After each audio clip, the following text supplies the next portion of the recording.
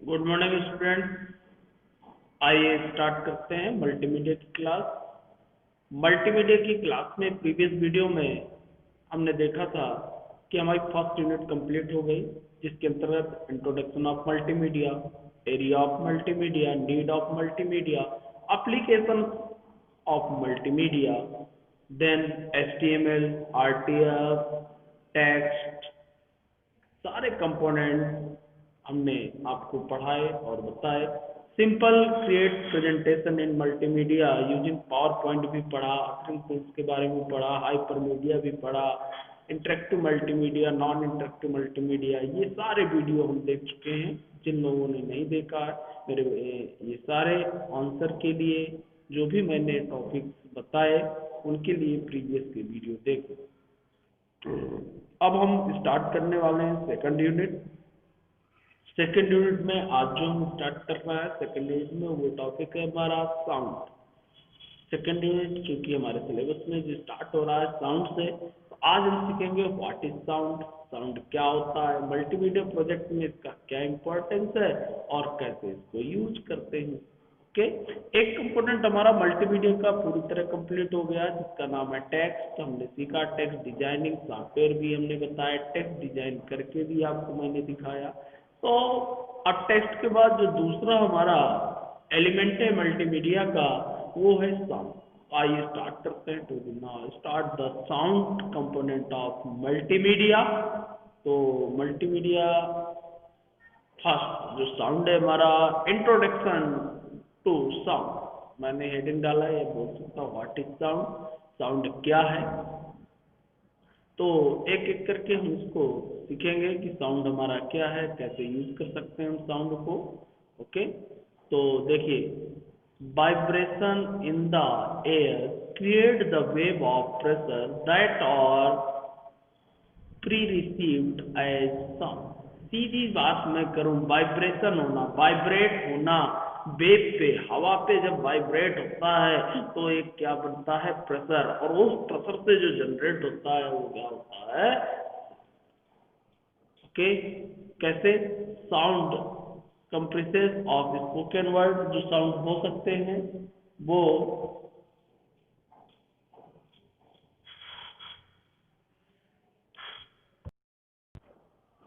तो जैसा कि हम पढ़ रहे हैं साउंड, तो साउंड का जो यूज है, साउंड जो हम कई प्रकार के निकलते हैं, जैसे किस प्रकार से स्पोकन वर्ड जो हम बोल रहे हैं ये भी एक साउंड है, voice, music and even noise. कई प्रकार से साउंड का यूज भी है, कई प्रकार से मल्टीमीडिया प्रेजेंटेशन में भी हम यूज करते हैं, मल्टीमीडिया प्रोजेक्ट में भी यूज करते हैं। अब साउंड की क्वालिटी जो डिपेंड करती है, इसकी जो, यदि मैं हिस्ट्री की बात करूँ तो काउंटेस जो है फिजिक्स से इसको लिया गया है और फिजिक्स से इसको जनरेट किया गया है साउंड को। साउंड वेव जो होते हैं, यदि जो वेव होती है, very in the sound pressure level, उसका लेवल जो वेव होगा उसका प्रेशर लेवल कितना है ये समझना बहुत जरूरी है। साउंड का प्रेशर लेवल जो कहलाता है वो कहलाता है एम्पलीट्यूड। जितना ज्यादा प्रेशर होगा, यानी कि जितना ज्यादा एम्पलीट्यूड होगा उतनी ज्यादा आवाज होगी। बहुत, ये कैरेक्टरिस्टिक्स की बात कर रहा हूँ साउंड में, तो कई कैरेक्टरिस्टिक्स हैं लेकिन मेन दो कैरेक्टरिस्टिक्स मेन है जो आज मैं समझाऊंगा भी आपको। फर्स्ट कैरेक्टरिस्टिक्स मैं आपको समझाने की कोशिश कर रहा हूँ, प्रेशर। जितना ज्यादा प्रेशर पड़ेगा उतना ज्यादा एम्पलीट्यूड होगा, उतना ज्यादा एम्पलीट्यूड होगा उतना ज्यादा लाउडनेस होगी, यानी कि उतना ज्यादा वॉल्यूम बढ़ेगा। फॉर एग्जाम्पल, आप घंटी देखोगे मंदिर पे लगी होती है, जितना ज्यादा तेजी से मारेंगे उतना ज्यादा उस पर प्रेशर, उतना आवाज निकलेगी। मैं भी बोल रहा हूँ, यदि जितना मैं प्रेशर यानी कि तेजी के साथ जितनी आवाज निकालूंगा, जितना जोर दूंगा, उतना ही आपका क्या है, प्रेशर लेवल बढ़ेगा, और उसको क्या कहते हैं, एम्पलीट्यूड। जब प्रेशर लेवल बढ़ता है तो वो क्या कहलाता है, एम्पलीट्यूड।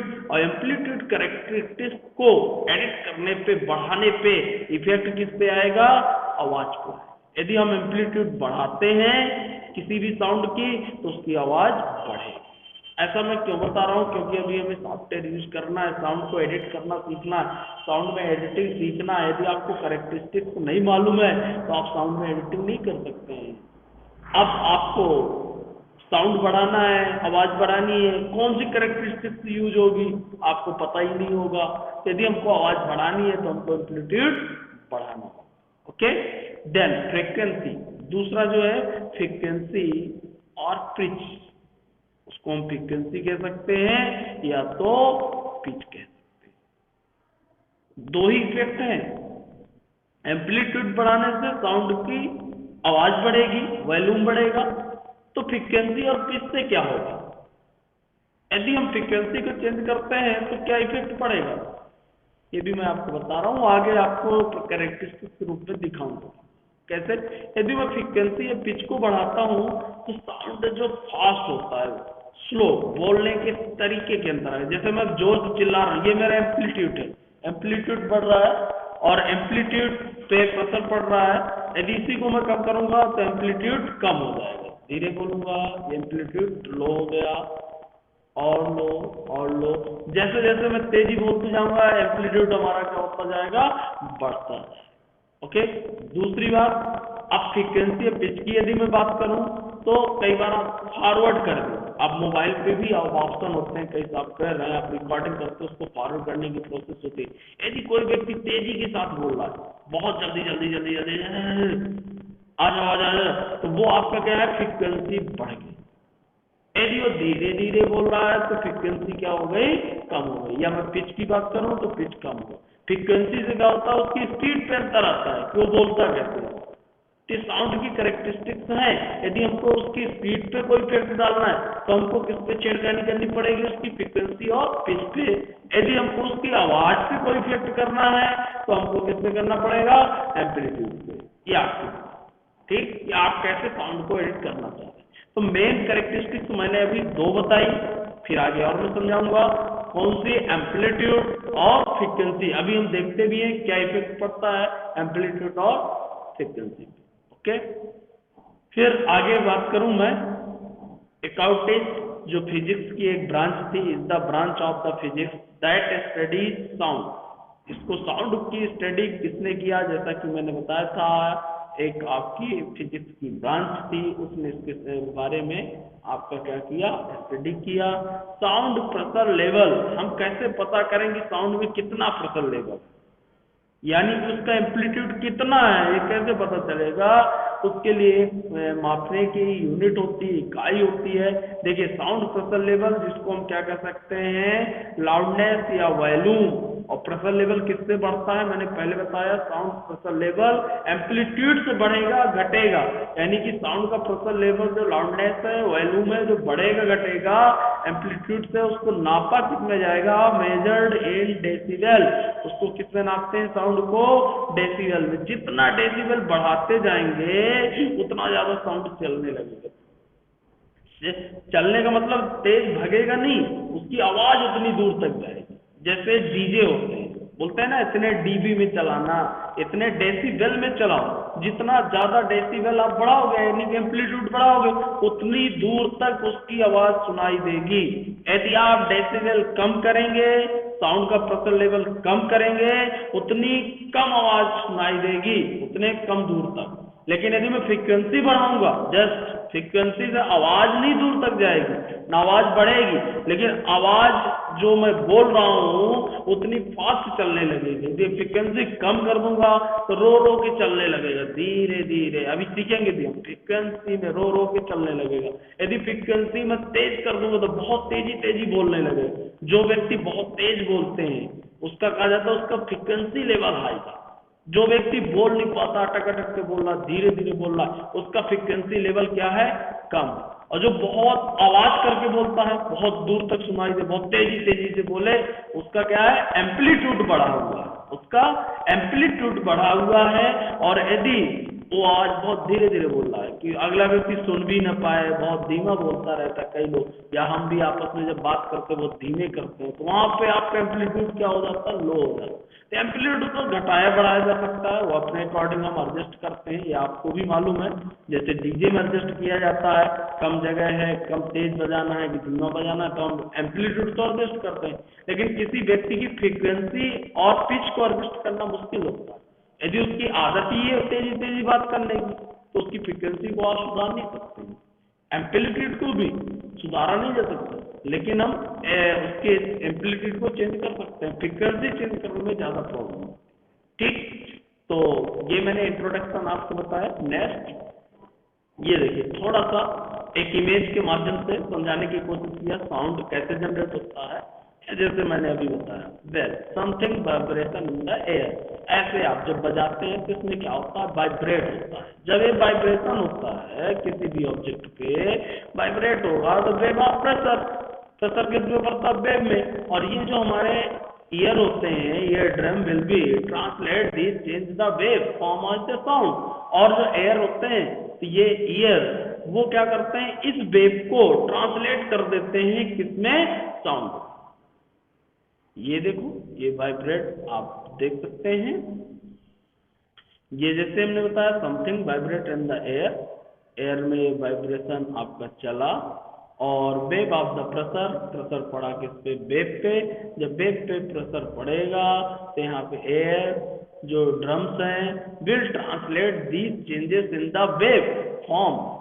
जो वेव फॉर्म होती हैं, इन वेव को वह किस में चेंज कर देता है, ट्रांसलेट कर देता है साउंड में। वो हमको कान में क्या सुनाई देता, साउंड सुनाई देता है। तो इस प्रकार से ये साउंड हम जो मल्टीमीडिया में यूज करते हैं, इसका इम्पोर्टेंस तो आप देख ही रहे हैं। कोई भी स्लाइड बनाते हैं बिना साउंड के बन नहीं सकती, कोई भी मूवी बिना साउंड के बन नहीं सकती, कोई भी स्पीच नहीं हो सकता है। तो साउंड का मल्टीमीडिया में इम्पोर्टेंस तो है ही। नेक्स्ट, प्लीजेंट साउंड और नॉइज साउंड, यानी कि यदि मैं कहूँ कि कुछ अच्छा रेगुलरली साउंड जो पैटर्न आता है उसमें नॉइज कम होती है, उसमें क्या अंतर होता है। प्लीजेंट साउंड यदि है रेगुलर वेव पैटर्न, यानी कि एक जो पैटर्न हो वो रेगुलर में बनाता है। रेगुलर कैसे, देखिए देखिए, एक बराबर पैटर्न ऐसे, जैसे मान लीजिए आपकी लाइन है तो इसमें रेगुलर पैटर्न बनता चला जाए ऐसे, फिर रेगुलर, यदि रेगुलरली पैटर्न बनता है तो वो एक अच्छा साउंड माना जाता है। इसको एक गुड साउंड के नाम से भी आप जान सकते हैं। The pattern is repeated over and over, जैसे भी है पैटर्न आपका क्या होता है, रिपीट होता है। और यदि रेगुलरली नहीं, इरेगुलरली है, यानी कि आइरेगुलरली की बात करूं मैं, ऐसे ऐसे कहीं पे ऐसे ज्यादा आपका मूविंग, तो वो साउंड में फिर आपकी क्या आने लगती है, नॉइस। ये भी हम जब साउंड एडिट करेंगे देखेंगे, उसमें हमको नॉइस हटाना भी पड़ता है, तो साउंड को रेगुलर में कन्वर्ट करना पड़ता है, ये देखिए। Okay, but the wave of the noise are irregularly, they do not have the repeated pattern. जो पैटर्न होगा वो सही तरीके से रिपीट ना हो। यदि कि सही पैटर्न, जो पैटर्न हमारा बन रहा है, एक रेगुलर पैटर्न चल रहा है, और वही पैटर्न यदि हमारा रिपीट होता जा रहा है तो एक अच्छा साउंड माना जाएगा। और यदि पैटर्न रिपीट नहीं हो रहा है तो फिर वो कहीं ना कहीं उसमें क्या आ जाएगी, ओके। नेक्स्ट, साउंड की यदि बात करूं कहाँ कहाँ यूजेस होता है तो आप देख लीजिए। सिस्टम साउंड, पहले तो क्या यूज होगा आपका, system sound are assigned to the various system event. System sound होते हैं जो सिस्टम के विभिन्न इवेंट में असाइन किए जाते हैं। जैसे चाहे हमारा कंप्यूटर जब चलता है तो स्टार्टअप साउंड होता है, वार्निंग आती है तो हमको साउंड मिलता है। अमंग अदर्स बहुत सारे, जैसे आप मोबाइल को देख लें, मोबाइल पे जब टच करते हैं तो साउंड होता है, लाइट जलाए तो साउंड होता है, आप यदि किसी को व्हाट्सएप भेजते हैं तो आपको इंडिकेशन देता है, आपके पास नोटिफिकेशन आता है तो आपको मिलता है, आपके पास मैसेज आता है तो इंडिकेशन आता है, फोन आता है तो भी इंडिकेशन आता है। ऐसे कंप्यूटर में भी हर जगह साउंड की आवश्यकता है। अलर्टमेंट, आज फैक्ट्री, कंपनी सब तो यूज कर रही हैं साउंड। एक अच्छा एलिमेंट है मल्टीमीडिया का, और कई इंपॉर्टेंट ऐसे मल्टीमीडिया प्रोडक्ट हैं जिन पे साउंड का बहुत ज़्यादा इम्पोर्टेंस है। Macintosh provides the several system sound options such as Glass, Indigo। तो Macintosh एक अच्छा ऑपरेटिंग सिस्टम माना जाता है मल्टीमीडिया के। ये भी मैं आपको बता दूं, हम जो भी ऑपरेटिंग सिस्टम चलाते हैं, विंडोज ऑपरेटिंग सिस्टम चलाते हैं ना, माइक्रोसॉफ्ट कंपनी का है। Macintosh एक ऑपरेटिंग सिस्टम जो होता है एप्पल कंपनी का है। एप्पल कंपनी ने Macintosh को डेवलप किया था, अभी मैं आगे बताऊंगा। और उसका जो ग्राफिक्स होता है बहुत जबरदस्त होता है। और ग्राफिक्स जब अच्छा होता है तो मल्टीमीडिया के लिए चाहिए क्या, ग्राफिक्स ही चाहिए, ग्राफिक्स कार्ड ही चाहिए। मल्टीमीडिया तो मेन ग्राफिक्स पे ही डिपेंड है। और आप देखते भी हैं एप्पल के कितने महंगे हैंड सेट आते हैं, स्मार्टफोन आते हैं। क्यों आते हैं? क्योंकि वो कंपनी जो है मल्टीमीडिया को विशेष ध्यान देती है। यानी कि उसका जो साउंड होगा अच्छा होगा, उसका लुक अच्छा होगा, ग्राफिक्स अच्छा होगा, वीडियो की क्वालिटी अच्छी होगी। तो जब इनकी क्वालिटी अच्छी होगी यानी कि कहीं ना कहीं मल्टीमीडिया उसमें अच्छा पाया जाएगा। तो इसलिए जब ये कंपोनेंट लगाए जाते हैं, अच्छी क्वालिटी, हाई क्वालिटी के लगाए जाएंगे, हाई क्वालिटी का ग्राफिक्स होगा, हाई क्वालिटी का साउंड कार्ड होगा, तो कहीं ना कहीं उसकी कॉस्ट भी बढ़ जाती है। इसलिए माइक्रोसॉफ्ट विभिन्न प्रकार के साउंड ऑप्शन प्रोवाइड करता है। विंडो भी है। इन window available the system sound including the start wave. जब चलता है तब आप देखते होंगे, जब विंडो स्टार्ट होता है तब आता है। ऐसे ही बहुत सारे विंडो भी हमारे प्रोवाइड करता है, तो इनके लिए भी तो साउंड चाहिए, अच्छी क्वालिटी के साउंड चाहिए। इसके अलावा multimedia sound is either digitally recorded audio और MIDI। ये देखिए मैं दोनों चीजें समझा रहा हूँ। मल्टीमीडिया साउंड है, दो तरीके से यूज होता है, एक तो डिजिटल होता है, दूसरा एनालॉग होता है। आप नेटवर्किंग शायद पढ़े होंगे, एनालॉग सिग्नल्स होते हैं और डिजिटल सिग्नल। तो साउंड हमारा दो तरीके का पाया जाता है, एनालॉग और डिजिटल। तो मल्टीमीडिया साउंड या तो आपका डिजिटल रिकॉर्डेड होगा या तो एनालॉग होगा। एनालॉग यदि होगा तो MIDI, musical instrumental digital interface के माध्यम से रिकॉर्ड किया गया। ये क्या होता है MIDI, ये हम डिटेल में आगे पढ़ेंगे। हम इससे हमारे पास पूरा डिटेल में है MIDI क्या यूजेस है, वो हम डिटेल में पढ़ेंगे। मल्टीमीडिया साउंड डिजिटल क्या कहलाते हैं, एनालॉग में थोड़ा सा आपको यहीं पे पहले समझा देता हूँ, ये भी हमको डिटेल में पढ़ने को मिलेगा। डिजिटल साउंड वो है जिस साउंड को हम रिकॉर्ड कर लेते हैं, कंप्यूटर के माध्यम से आसानी के साथ एडिटिंग कर लेते हैं, डिजिटल साउंड होता है। एनालॉग साउंड जो होता है और डिजिटली नहीं होता है, वो एनालॉग के वेब में होता है और उसको हम आसानी के साथ एडिट नहीं कर सकते हैं। यदि हमें एनालॉग साउंड में कोई भी चेंजेस करना है तो हमें उसको पहले डिजिटल में कन्वर्ट करना पड़ेगा, तब जाके हम उस साउंड में चेंजेस कर सकते हैं। इसके बाद कुछ इंस्ट्रूमेंट ऐसे आने लगे जो एनालॉग को डायरेक्ट मॉडिफाई करने की कुछ फैसिलिटी प्रोवाइड करते हैं, वो भी डिवाइस के माध्यम से, यदि वो डिवाइस आपके पास है तो। लेकिन यदि पूरी तरह से उसमें मॉडिफिकेशन करना है तो हमको उसको डिजिटल साउंड में कन्वर्ट करना होगा। लेकिन अब डिजिटल क्या होता है, एनालॉग क्या होता है, कौन सी डिवाइस डिजिटल होती है, कौन सी एनालॉग होती है, ये तो हम आगे आपको बताने वाले हैं और आपको आगे बताएंगे। ठीक है। दूसरी बात मैं करूं कि जो जब से डिजिटल साउंड आया तब से इतने ज्यादा चेंजेस हो गए कि आप समझ भी नहीं पाते कि इसमें साउंड में, या मैं साउंड की बात करूं, मेज की बात करूं, या वीडियो की बात करूं, एनिमेशन की बात, आप कुछ नहीं समझ पाते क्योंकि इतना ज्यादा चेंजेस हो चुका है डिजिटल। जब तक एनालॉग था तब तक इतने ज्यादा चेंजेस नहीं थे और ना ही हम कोई इस प्रकार के ज्यादा चेंजेस कर सकते। ये साउंड के विभिन्न प्रकार के यूजेस हैं। अब है कैरेक्टरिस्टिक्स ऑफ साउंड वेव। जो साउंड वेव हैं आपकी, उनकी कैरेक्टरिस्टिक्स क्या हैं, जो मैंने आपको बताया था अभी, वो कैरेक्टरिस्टिक्स। तो आज आप इंट्रोडक्शन इसका यूज करिएगा, पढ़िएगा, थोड़ा समझिएगा, कहीं प्रॉब्लम तो बताइएगा। कैरेक्टरिस्टिक्स पे मैं कल बात करूंगा आपसे कि क्या कैरेक्टरिस्टिक्स होती हैं और साउंड के लिए कौन सी कैरेक्टरिस्टिक्स यूज की जाती हैं, उनका क्या इफेक्ट होता है।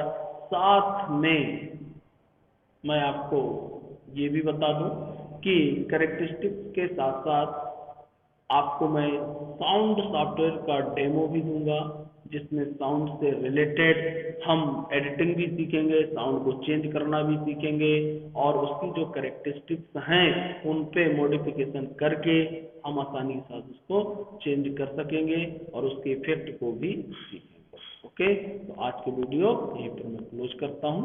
Okay, thank you.